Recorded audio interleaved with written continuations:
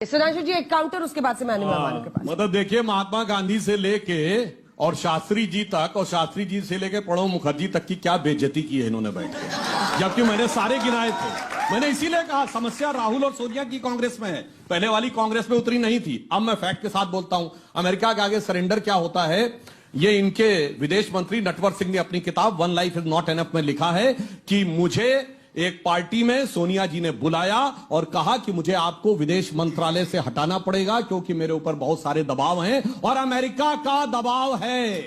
ये सोनिया गांधी को कोट कर रहे हैं इनके विदेश मंत्री Natwar Singh one life is not enough में। और दूसरा जाके चेक कर लीजिए, 19 नवंबर 1962 को जिस समय चीन से युद्ध आखिरी समय में चल रहा था, उस समय जो कुछ नेहरू ने लेटर लिखा है वो डिक्लासिफाइड हो गया 2010 में कैनेडी लाइब्रेरी के द्वारा। उसमें इतना शर्मसार करने वाला है कि वो ये लिख रहे हैं अमेरिका को कि आप अपने स्क्वाड्रन भेजिए, हमारे पास पायलट नहीं है, इंडिया के एयरफोर्स की कमांड लीजिए, अन्यथा हमारे हाथ से असम चला जाएगा।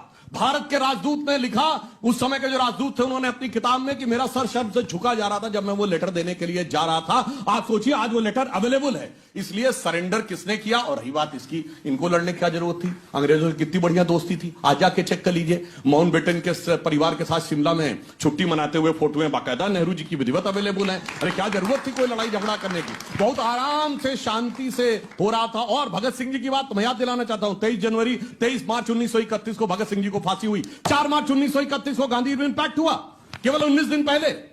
उसमें एक बार भी नहीं कहा गया कि भगत सिंह को फांसी नहीं होनी चाहिए। और मैं दूसरी बात करना चाहता हूं, 4 मार्च 1931 गांधी इम्पैक्ट, और केवल 1942 छोड़ दीजिए, 1931 से 47 तक कोई आंदोलन नहीं।